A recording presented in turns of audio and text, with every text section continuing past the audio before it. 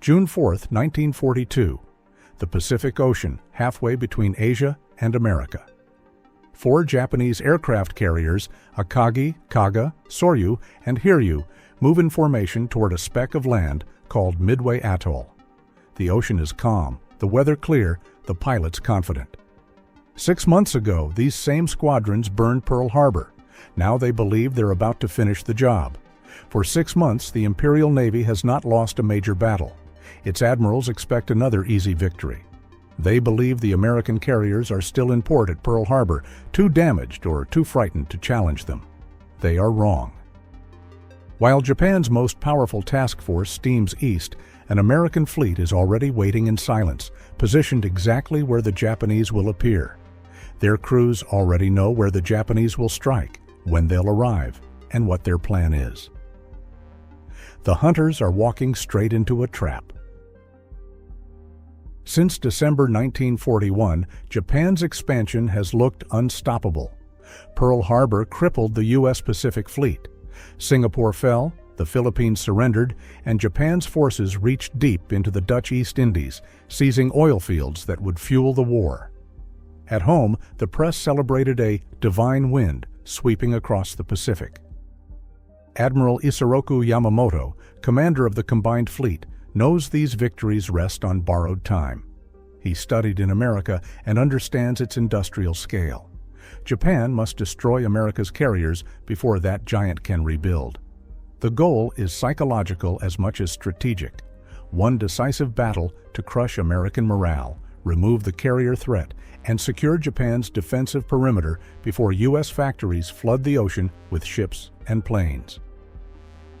It is a high-risk plan built on faith in perfect execution and the belief that the enemy is still guessing. The chosen target is Midway Atoll, a coral island about 1,300 miles northwest of Hawaii.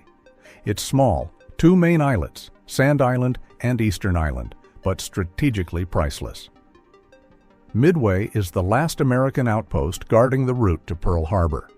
Whoever controls it controls the Central Pacific approaches. Yamamoto's Operation MI is intended to seize Midway and destroy the American carriers when they rush to defend it. The plan divides Japan's navy into several groups. Vice Admiral Chuichi Nagumo commands the carrier striking force: 4 fleet carriers, 2 battleships, cruisers, and destroyers.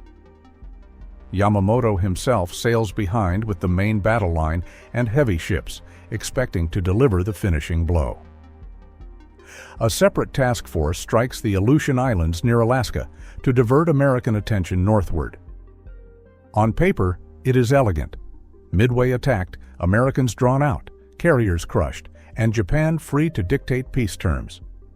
But the design is fragile. Its success depends on secrecy, flawless timing, and the assumption that the United States knows nothing of what is coming. What Yamamoto cannot see is that the Americans have already read his mail. By the end of May, both sides were underway. Vice Admiral Chuichi Nagumo commanded the Japanese carrier strike force, 4 frontline carriers with roughly 250 aircraft supported by 2 battleships and a screen of cruisers and destroyers. Each carrier had its own air group, and each group had crews who had fought together since Pearl Harbor. They were veterans. Opposing them were Rear Admiral Raymond Spruance aboard Enterprise and Rear Admiral Frank Jack Fletcher aboard Yorktown. Together, they commanded about 230 carrier aircraft and a smaller escort of cruisers and destroyers. The Yorktown itself was barely ready. 3 weeks earlier, she had been bombed at the Battle of the Coral Sea. Navy yards in Pearl Harbor worked around the clock, welding, patching, and jury-rigging until she could sail again. The repair job took 72 hours. Nimitz called it a calculated risk. Every available ship was committed. If Midway failed, there would be no reserve fleet behind it. At 4:30 a.m. on June 4th, Nagumo launched his opening blow. More than 100 bombers and torpedo planes lifted off toward Midway Atoll, escorted by fighters. The raid hit hard. Fuel tanks burned, hangars collapsed, and the small U.S. Marine garrison fought back with outdated aircraft and anti-aircraft guns. By sunrise, the island was damaged, but still operational. Its runways remained usable. Nagumo faced a choice that would decide the battle. His first wave reported Midway still standing and asked for another strike. At the same time, his scouts had not yet found any American ships. He ordered his reserve planes, already armed with torpedoes for ship attack, to be rearmed with bombs for a second strike on the island. That rearming process would take more than an hour. While decks filled with fuel lines and half-loaded ordnance, new reports arrived. American ships had been sighted to the northeast. Nagumo's hangar decks were in transition, neither ready for sea targets nor safe to operate. It was the worst possible moment to be found. While Japanese planes were refueling for a second strike, the Americans were already in the air. Midway's own bombers had gone first and been shot down almost to the last plane. Then came the carrier-based torpedo squadrons. They arrived piecemeal, slow, low, and hopelessly outgunned. From Hornet, Enterprise, and Yorktown came torpedo squadrons 8, 6, and 3. 41 planes in all. Almost every one was destroyed. One pilot, Ensign George Gay of Torpedo 8, survived after his plane went down. Floating in the water, he watched the rest of the battle unfold, the burning carriers, the American dive bombers arriving overhead, the sky turning black with smoke. His later account became the clearest first-hand view of how the turning point began.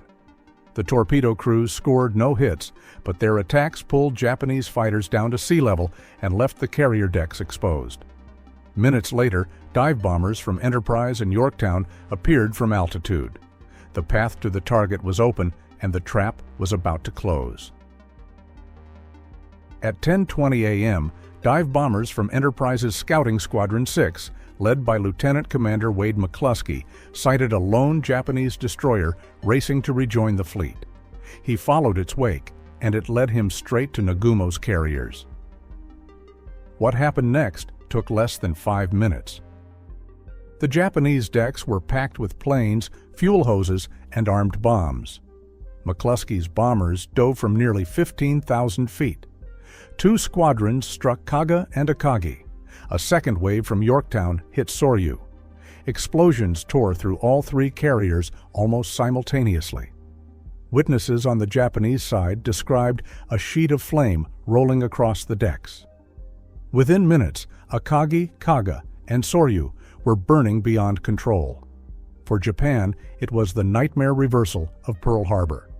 3 carriers lost before they could even launch a counterstrike. The last surviving Japanese carrier, Hiryu, under Captain Tomeo Kaku, still had 2 strike groups ready. She launched immediately.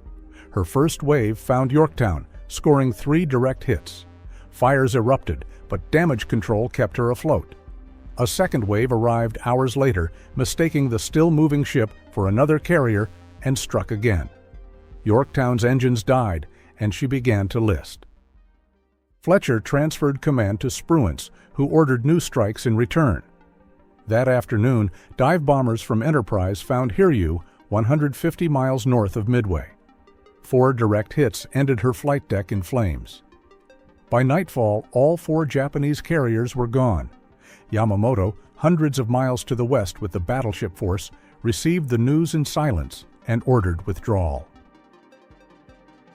The Battle of Midway lasted 4 days, but its outcome was decided in hours. Japan's losses: 4 carriers, 1 heavy cruiser, 248 aircraft, and more than 3,000 men, including many of its most experienced pilots. The United States: 1 carrier, Yorktown, 1 destroyer, 150 aircraft, about 300 dead. It was not just a tactical victory, it was a strategic reversal. Japan's expansion stopped. From this point, it fought on the defensive. Its shipyards could not replace the lost carriers, and its air groups never regained their veteran edge. For the United States, Midway proved that intelligence, preparation, and timing could overcome superior numbers. Admiral Nimitz summarized it in one line: "Code breaking gave us the opportunity. Courage won it. June 4, 1942, was the day Japan walked into a trap and the Pacific War turned on its axis.